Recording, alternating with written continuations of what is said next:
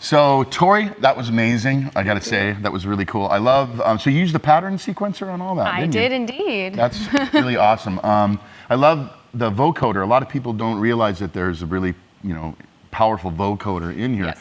But we kind of did some tweaking to it so you didn't have to worry about it. You know? So we had a discussion beforehand, how can I incorporate the vocoder using the pattern, performances that I created without having to play the chords to go along with it, and you came up with like a brilliant way of doing that. Brilliant. Not so well. Actually, all that I did was I took one of the tracks that you had in your sequence, and I copied it to. You copied the chords, right? Yeah, I copied. Yeah, exactly. The chords into part 9, basically. So it takes it out of the parts that you were using, and then I put the vocoder on part 9 that has the chord information in it, and then the modulator. For the A to D, or the modulator for the vocoder is in the A to D input. So all you have to do is sing into the microphone, and the vocoder just works without and you can follows also the chords. still assign effects like reverb and delay, and then it frees up to play with all the fun knobs. Yeah, I think it's something that a lot of people want to do that don't realize. They always think that they have to always trigger the vocoder, which is true unless you have something else that triggers it. And so we did that. So I love both of the performances that you created. One of them is 10-inch hammer, and the other one is copy, I believe is what it's called in montage. But they're very cinematic. And can you just give me an idea of what your inspiration was for both of the 10-inch hammer and? Sure. For copy is definitely like more of a throwback to 80s scoring. Right. Definitely kind of a nod to, that CS80-ish sound.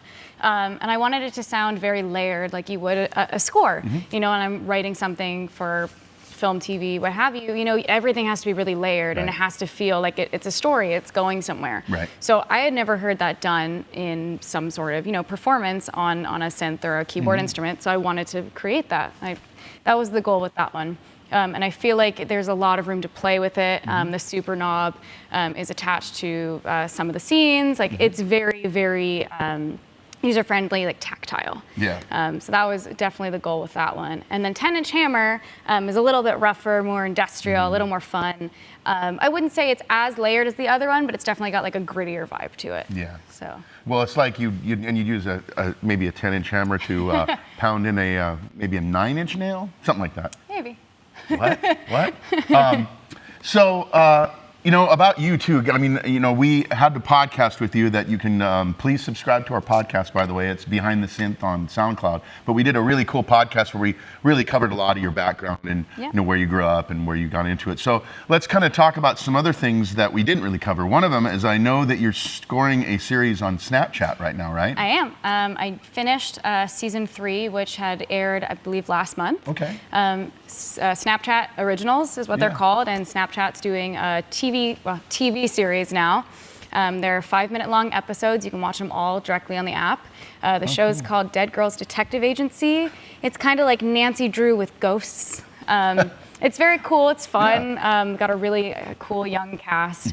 And season 4 will either be airing when this is probably out or airing soon. Oh, cool. So, but you can watch that. Anybody that has a phone and has the app, which is free, you can watch that content.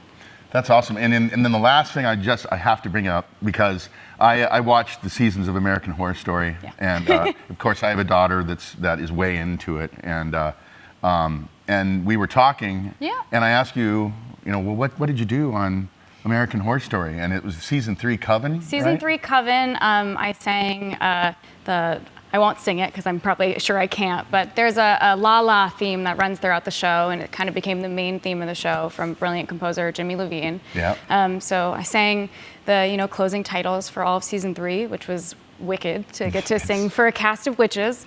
And then they reused it.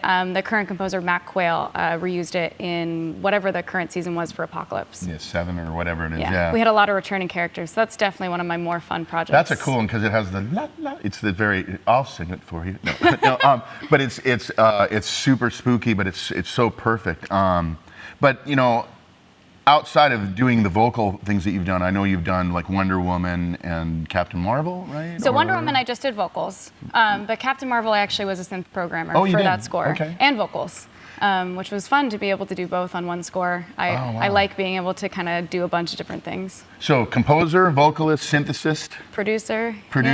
I was saying, and I was not being facetious in any way when I said, I have a sense that 10 years from now we're going to see your name is doing a major. I think she's so talented, and it's such an honor to have you here, and you did such an awesome job for us. And, Thank you so much. Thank you so much. Awesome. Good job. Yay. Cool. Thanks a lot. Thank you.